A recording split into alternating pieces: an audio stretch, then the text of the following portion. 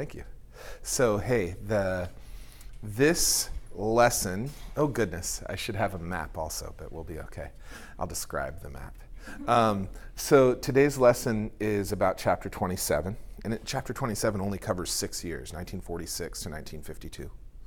And in this time, the United States makes a whole bunch of decisions that still have a huge effect on us today, right? If you ever wonder, why does the United States have a massive army in North Korea or in South Korea facing down the North Koreans? Why is it us? I thought the Monroe Doctrine said stay out of everybody else's business, and Washington said stay out of everybody else's business, right? If you wonder why is it that the United States is the one why do we have military bases throughout Germany, for example? You guys know I lived in Germany when I was a kid, and that was because my dad was a soldier. Why was it the United States that does this? And this is when we made this decision. Thank you. This is when we made these decisions, because at the end of World War II, the United States decided that the United States and the Allies at the end of the war decided, hey, part of how we're going to stop the Germans and the Japanese from being aggressive again is we're going to help to rebuild them, and we're going to protect them so that they don't have to remilitarize, right? So we really, like the French, were really against the Germans rebuilding an army. Even if the Germans said it was to keep the Soviets out, the French knew they were going to use that army against the French eventually, because that's what the Germans tend to do, is attack France, right? The other people around Southeast Asia, around Japan, were like, we don't want Japan to remilitarize because they're going to be aggressive toward us. That would force them to militarize, all these sorts of things. So the United States and the Allies said, okay, we will rebuild these places. Who has the money to do this at the end of World War II? It's us, right? The Soviets say they're going to rebuild Eastern Europe, but the Soviets don't have the resources. They lost 27 million people. Right? And so in this, during this time, we decide we're going to rebuild those places. We're going to defend them. We're going to expand our reach across the oceans, and we're going to stay there, and we're still in that place. So why do we have conflict with Russia? It still has to do with the decisions that we were making between 1946 and 1952, all those sorts of things.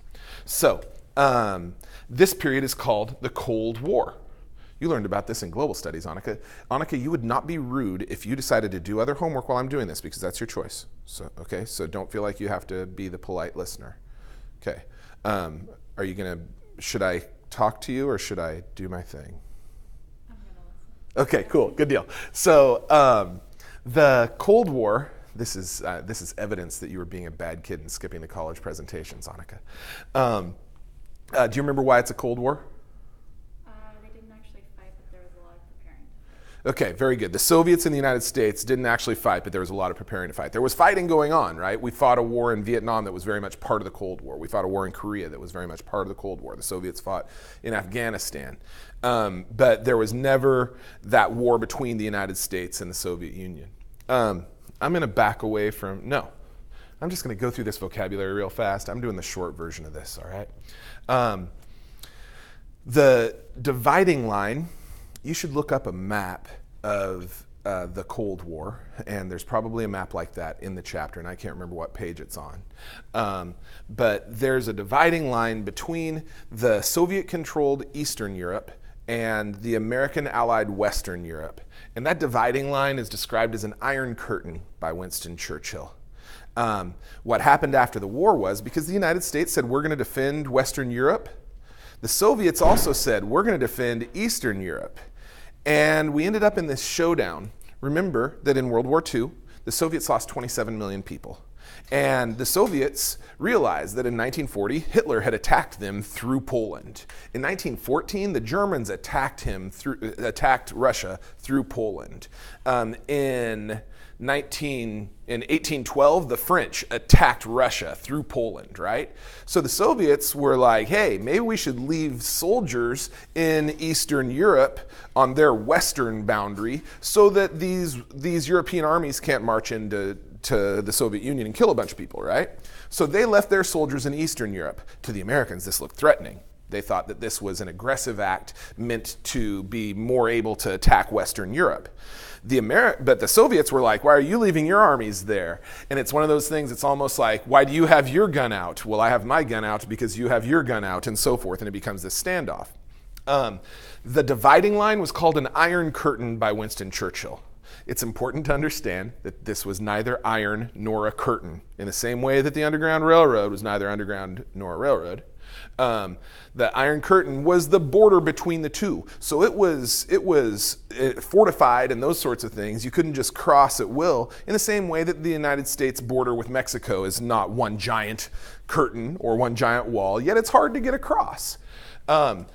So the Iron Curtain is a phrase that we use to describe the difference between the two sides, but it's metaphorical. It wasn't built till 1961, but there was an actual wall in Berlin. There's a picture of it over there, right? So that's a different thing. Don't get the Iron Curtain and the Berlin Wall mixed up. The Americans, I'm going to skip containment for right now because we're going to get to it over there. I'm going to skip all the rest of this stuff for a minute. Okay. The United States did some smart stuff at the end of World War II. And a lot of it was directed towards solving problems that they had, doing things differently than they had after World War I, right? After World War I, one of the things that we didn't cover that much, and our chapter doesn't go into it too much, but between 1918 and 1922, there was a really bad depression in the United States that had to do with stopping those wartime industries and a whole bunch of soldiers coming home and being unemployed and looking for jobs while factories that had been building guns and everything closed down, right? So it led to really difficult economic times. And the Americans were like, how can we keep this economic thing going? Because World War II had pulled us out of the Depression, and there was fear that we just go right back to Depression, right? And there's always a post-war dip in the economy because all those wartime industries stop happening, right? And so the United States was like, how can we solve this problem? One of the ways that we did it was through what's called the GI Bill of Rights. And the GI Bill of Rights was the bonus program that we came up with for soldiers. You might remember that after World War I, all soldiers got was a promise that in 25 years you'll get some cash, right? And they decided that we needed to reward soldiers for their service, right? But this, if you do it right, if you just give everybody a check, they might spend it willy-nilly on liquor or whatever. They might put it in the bank, which doesn't help the economy, all those sorts of things. So they decided to target these benefits in two ways. The first one was with college money. So if you served in the U.S. military during World War II, with a few minor exceptions, remind me to get to exceptions, you basically got free college. Hooray. Which has so many benefits for the people and for the economy. It is beneficial. The main effect that it has is that this creates a college-educated middle class in the United States of America, the first one ever in the world. Before World War II, most of the people in our class would not be thinking about college. It was something rich people did, right? And this meant that middle-class folks were going to go to college.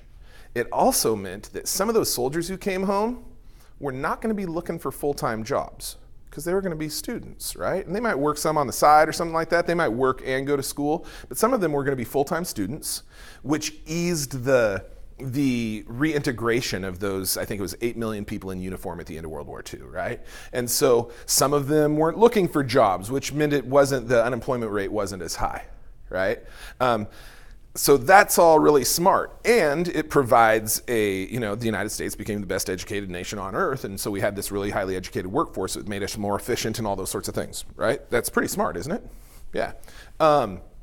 The other program that the United States used during the GI Bill was no down payment home mortgage plans for soldiers.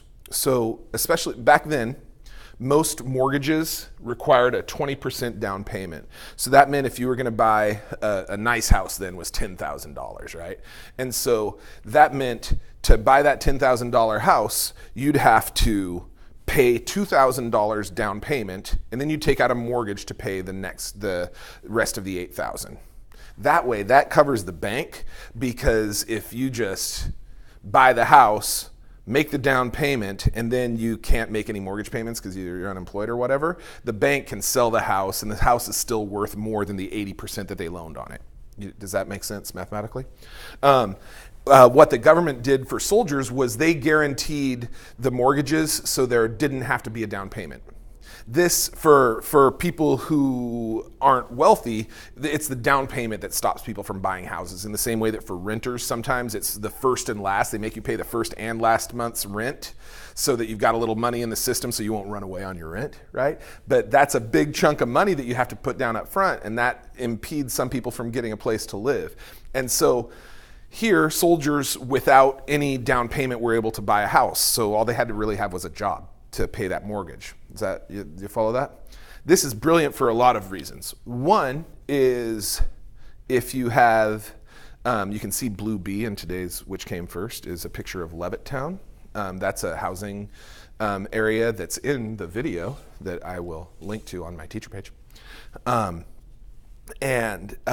So all these soldiers want to buy houses. What kinds of jobs pop up when everybody wants to buy houses? Construction jobs. Who would be a good person to hire if you were like a construction boss? Somebody, yeah, like a veteran, they're young and physical and all those sorts of things. They'll follow orders, those sorts of things, problem solvers. And so there was a big boom in the construction industry, which meant jobs for those Americans, right? This meant that communities all over America now had a stronger tax base because they had to pay property taxes when they owned these homes. All the sociological research says that families are more stable when they own their own home and all that kind of thing. So it's good for America, good for those soldiers. If they start building all these houses out in the middle of potato fields and everything, what other industry is helped if all the houses are in the potato fields and all the jobs are in downtown Hood River? The automobile industry and the road building industry, and the automobile industry means the rubber industry and the glass industry and all those sorts of things, oil, all that stuff, right? So that's a way to push money into the economy, but it's not that expensive. Right? Because people weren't defaulting on their mortgages, so it was soldiers paying for these houses, right? And so it all worked out really well. If you watch the video was made in the 90s, and people will say, this whole GI Bill thing was totally democratic, and everybody benefited from this. And that's kind of true, but kind of not. Not all, and I should have rechecked in the chapter, but it's either women who served in the Navy or women who served in the Army who actually got GI Bill benefits, but the other one didn't. So women weren't getting these benefits, and even women who had served in the military, right? Black soldiers were, minority soldiers who were men were getting those benefits. But also, like what I taught you in the last chapter was, Rosie the Riveter was maybe the biggest contributor, the American workforce. And they weren't people who had just worked building the tanks and all that kind of thing and putting in those 16-hour days on the assembly line and all that. They weren't getting GI Bill, right? So it didn't apply to everybody there. Okay, anyway, so the GI Bill was really smart for the United States to keep our finances square in the United States. So we have a little dip in the economy until about 1948, and then everything's really roaring again, right? And the other thing that the United States did financially that was really smart was, since they decided they were going to rebuild Japan and they were going to rebuild Germany, then we had what was called the Marshall Plan, which is like one of the most wonderful things the United States has ever done, which was rebuild our enemies after the war. Right? And this gained us, we did this in part because we wanted friends, because we knew we were going to be in competition in some sort of Cold War with the Soviets. So it wasn't entirely like us being nice to everybody, but part of it was being nice. Part of it. The other thing, though, is that by having troops outside of the United States, that's soldiers who weren't coming home to look for jobs in the American economy, right? So it's still the government paying to keep people out of the country and paying them. They're sending money back, so that works financially.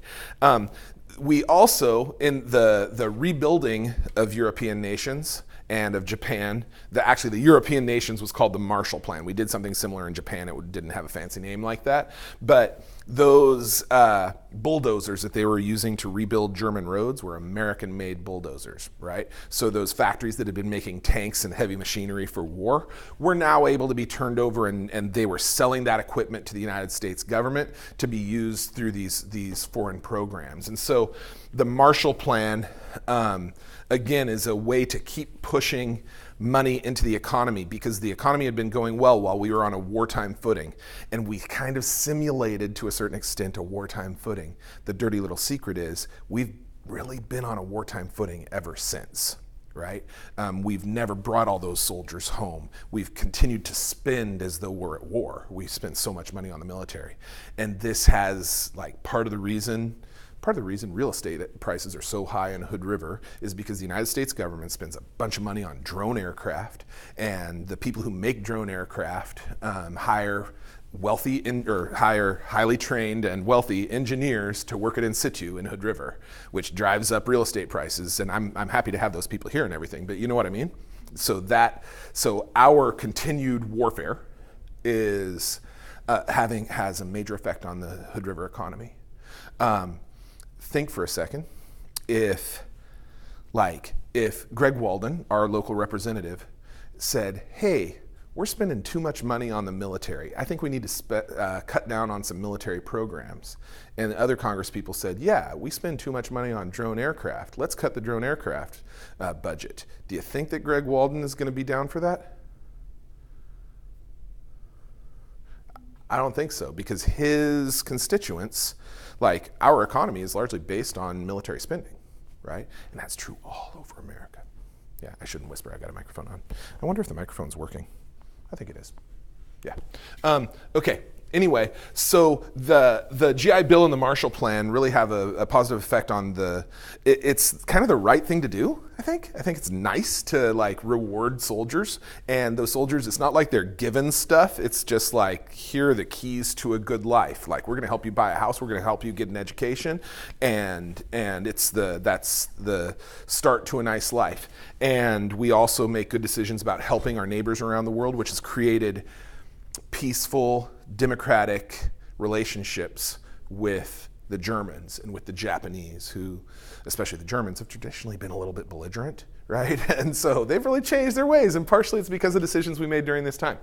We also established in 1945 the United Nations, so it's a system that had kind of failed in the League of Nations thing after World War I, but they established the United Nations, which is another way that the world can solve its problems without going to war.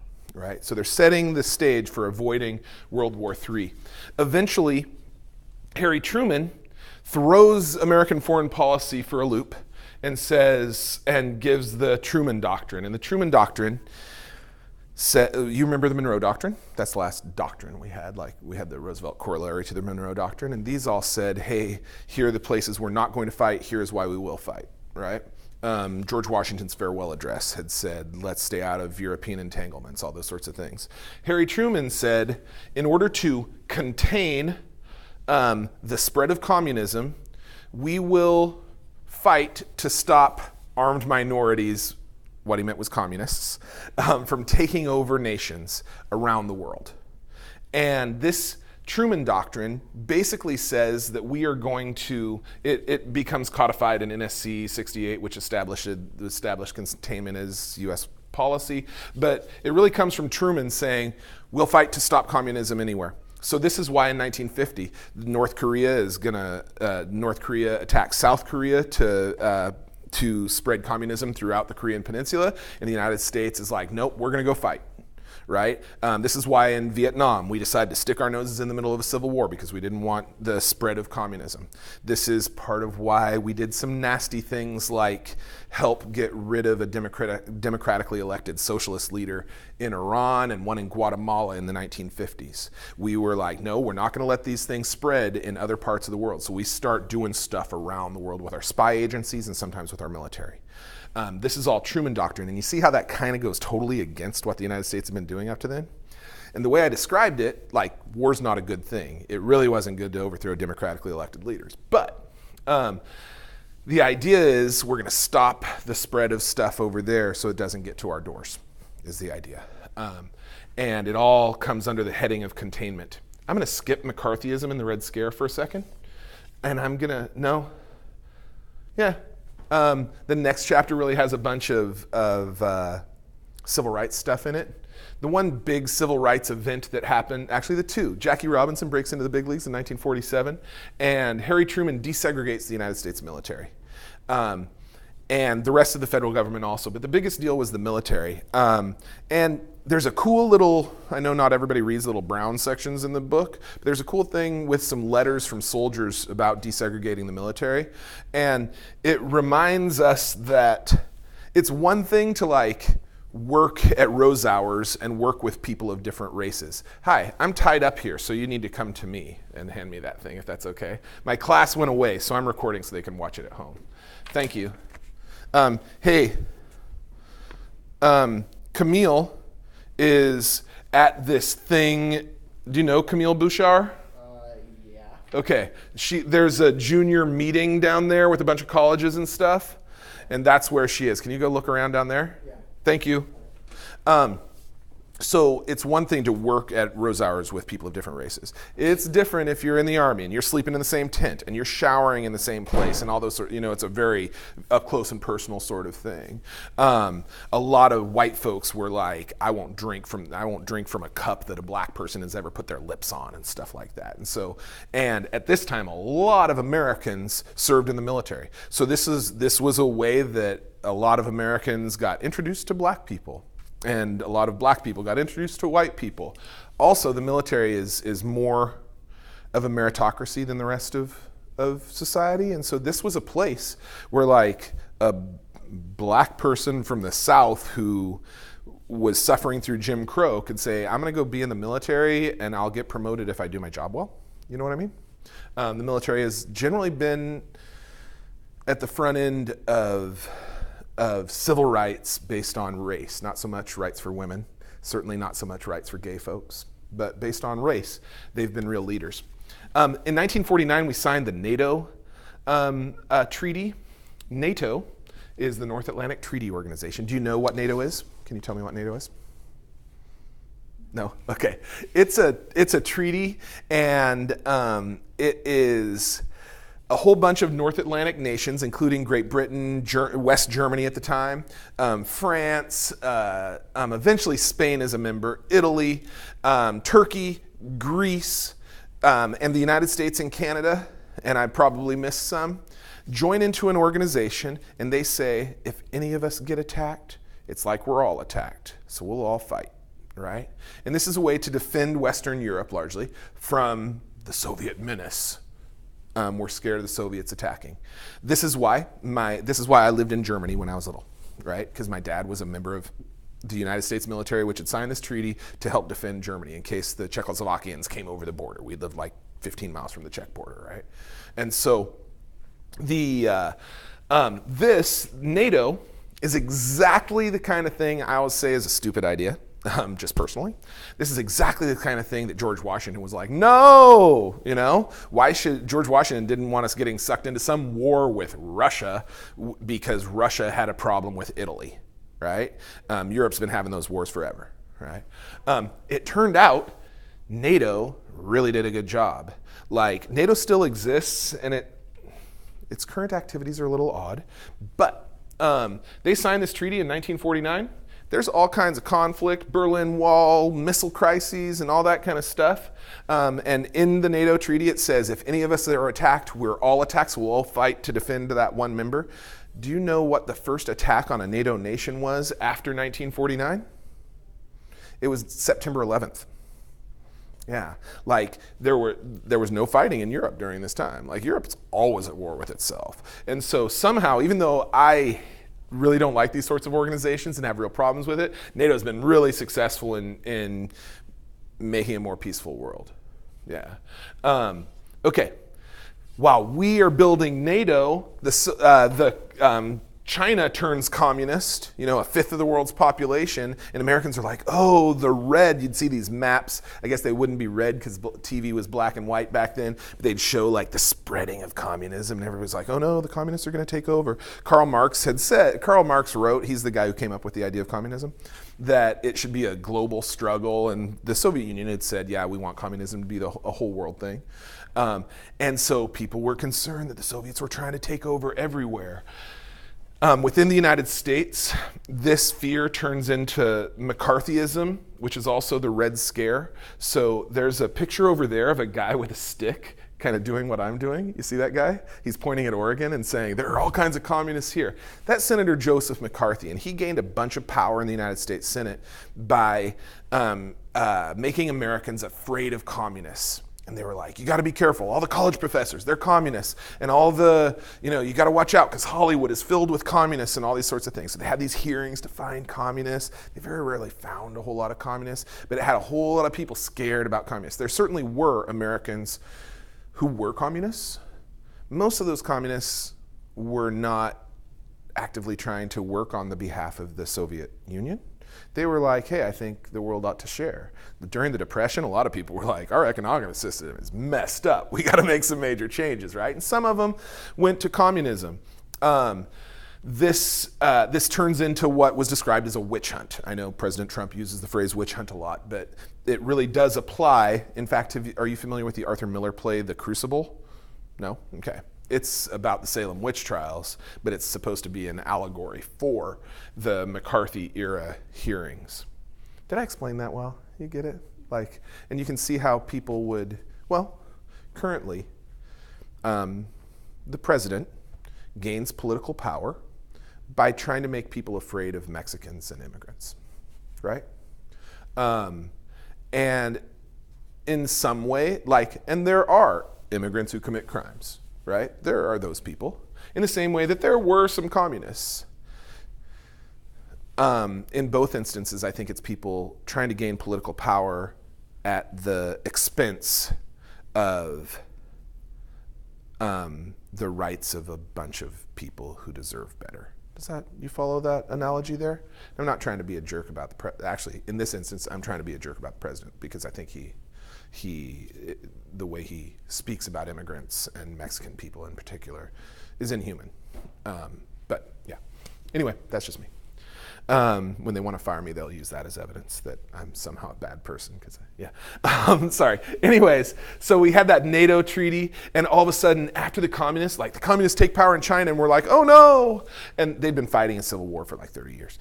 And then the Soviets test an atomic bomb, and now all of a sudden we've got our enemy has these bombs that could really blow a lot of stuff up, right?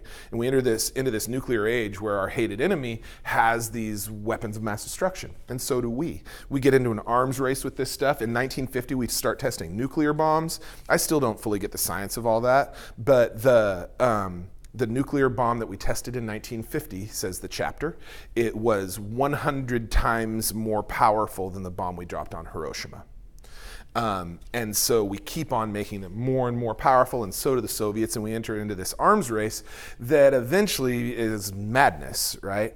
Do you remember from global studies, mutually assured destruction? Yeah. You want to describe it? It's where they have the same ability to destroy each other, hey, because they know that would be bad. You guys are welcome to come in. You don't have to. Okay.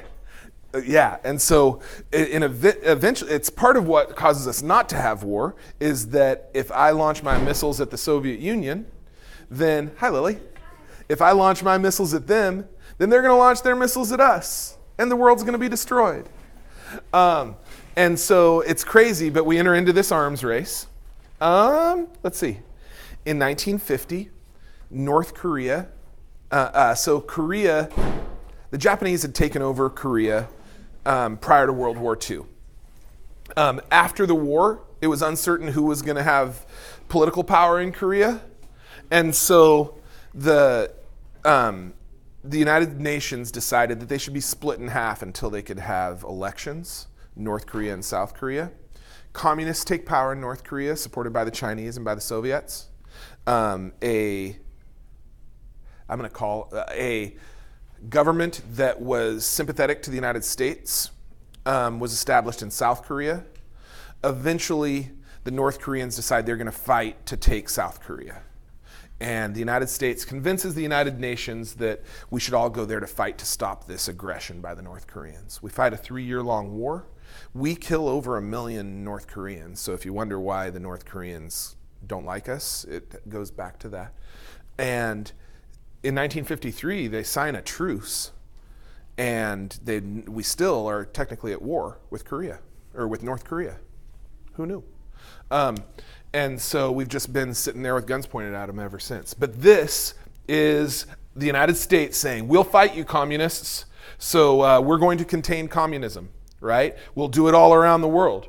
Whether that's good or bad, it's the same logic that draws us into a civil war in Vietnam that was a bad decision, right? But that's in chapter 28. 28? Yeah, it starts in 28. Okay. Don't worry about NSC 68, but that's the paper that really talks about containment. It's written by George Kennan, yeah. And Eisenhower was elected in 1952. He's more important in the next chapter. Let's see. I don't know if I should spend any time explaining what the heck communism is. Do you think that's valuable? Lily, how confident are you that you understand what communism is and why the United States opposed it during the Cold War? You think so? Probably a good idea. Okay. So communism is an economic system, but it morphs into a political system. I'm going to start with our economic system, which was described. You know who the person was who named capitalism? Karl Marx, the guy who also named communism. And our economic system is called free market economics, in which people compete for resources. And this is very motivating for people, so they'll be very productive, right? But it creates a system of winners and losers, right?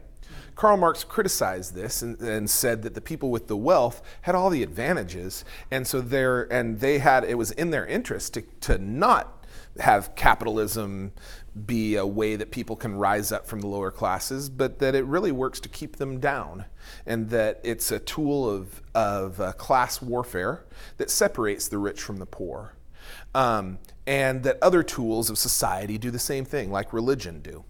Right?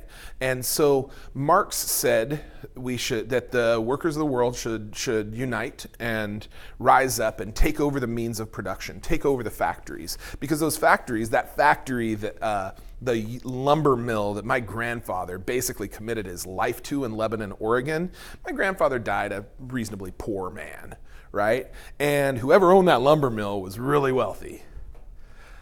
Shouldn't my grandfather have owned some of that lumber mill if he had committed his life to it, is what Karl Marx would say. And I think there's some truth to that, you know? Anyways, so Marx says eventually what we need is the workers to take over the means of production, and we should share all of our resources. And to each, from each, they should contribute based on their abilities, and then people should get what they needed. And this whole idea of competition and all that kind of stuff was really keeping a large portion of the population down. You understand that criticism? I think its criticism is actually very fair, or very real. His idea that no, we should just all share everything is a little bit contrary to human nature. Is that fair to say? Okay, and so but smarter people than me have believed in it. I don't know. There's a lot to talk about with communism. I did not prepare for this portion of things. Anyway, what happened in the communist states that we've seen in the attempts at communism since society, actually, no, let's back up. People will say it's unnatural to have a communist society, that people are naturally competitive. Until Marx came along, nobody had even tried this communism stuff, and that's not true. Most of human society has been in something that we would call communism. It's just prior to civilizations coming about, people lived in tribal situations, and most of those tribal situations were communist. You know, the way the Sioux lived was really kind of communist, right? And so they hadn't read Marx, but they still, and so most tribal societies and all those sorts of things, hunter-gatherer societies had worked communally, like they'd worked for the benefit of the group rather than for the benefit of the individual. And so, but when we had nations like the Soviet Union and eventually Cuba and China, what ends up happening is when everybody gets what they need, there's not a lot of motivation to work real hard. Right? And so what do we have to do if at the factory, Lily just isn't pulling her own weight and she's totally capable, but she knows she's going to get the same paycheck as hardworking Annika over here, then how do we make Lily work more? What we do is we take somebody off the assembly line and we give them a stick. And when Lily stops working, then they hit her with the stick, right? Or something like that, a metaphorical stick. And then the person with the stick is not equal to Lily or to Annika. The person with the stick has more power than somebody else, which is not the egalitarian dream world that communism describes. You guys get me? And so then the person with the stick starts saying, hey, Lily, I won't hit you with that stick anymore if you give me 10% of your food rations or whatever it is. And so that person with the stick gains more power, right? And so then it just doesn't work, right? And somebody says, hey, I know, and somebody evil, like Joseph Stalin was evil, comes to power and says, hey, I can make everybody think that we're all doing this for together, but really it's for me to have as much power as I possibly can, and I'm going to utilize the tools of this machine and this propaganda situation to gain as much power as I can, power and glory for myself rather than for the Soviet people, right? So communism has its flaws, and because you have to limit competition in a communist state, you place restrictions on people. And if what's best for the state means we're going to limit certain speech or certain religious practices or those sorts of things, and the state makes that decision, then we start to see restriction of rights. And the people in these communist societies generally didn't have free speech, free religion rights, free competition rights. People started to, and I think to a certain extent it was fair, but largely it was unfair, to totally equate this lack of freedoms with the ideology of communism. I don't think they're exactly the same thing. Hi, Catherine. Hi. Are you stealing CJ's backpack? She asked me to come get it for her. That's a little weird. Yeah. All right, good talk, Catherine. Yeah. See you later. Bye. Do you guys see how you would conflate those ideas of communism with the worst elements of the communist state? You guys get that? Okay. And so people would talk about the communist Eastern Europe as opposed to democratic Western Europe. They're not really exactly comparable. Like, you could have a democratic government that decided on a communist economic system. You get what I'm saying?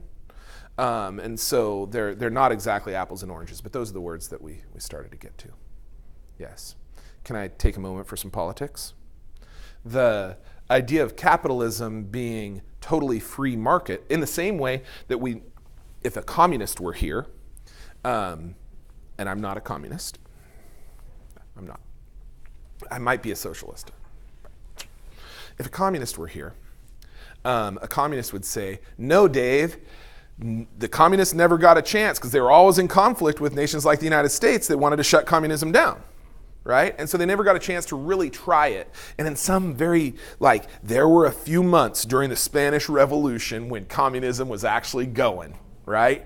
And so they would say, we never really saw an attempt at true communism, right?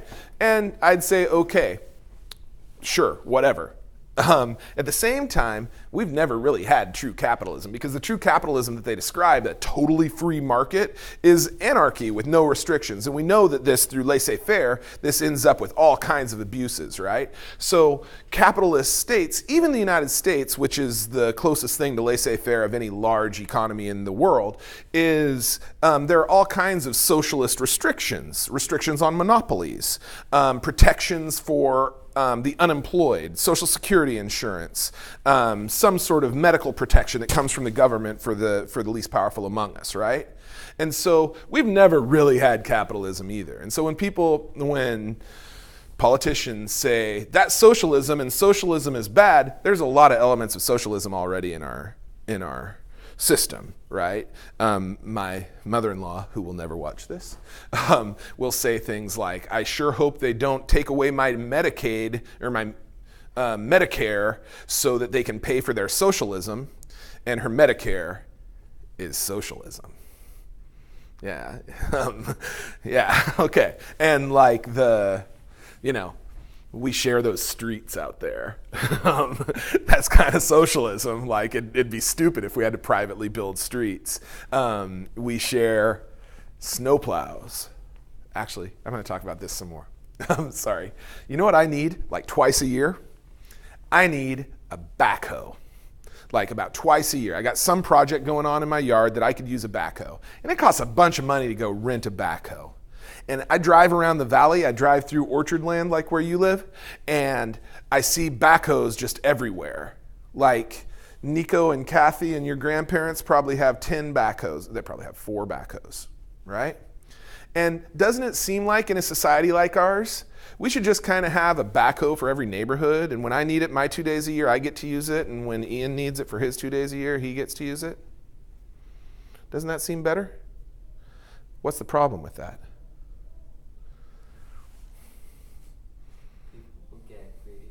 Okay, they might want to use it more than 2 days a year. They might start taking that backhoe over and renting themselves out with a backhoe for somebody whose community doesn't have the communal backhoe. Very good. So that greed is human nature. Very good. What else? Let's say I use the backhoe and it broke.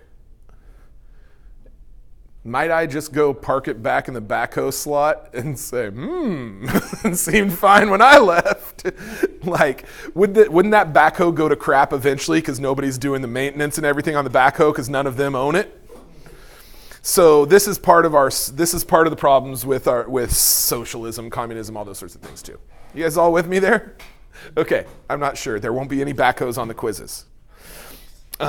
Yes, okay, we talked about that. I think I'm done. I wonder if the video, do you guys have questions? Is it still? Yeah. Oh, good. I'm glad. Do you guys have any questions? You guys missed it. Let's look at a map. I like maps. Me too. I'm a big fan. Huh? Let's do this. I'm going to take that sucker off of there and just lay it down over here. Yeah, Was it still going? No, that's why I was like, do you want me to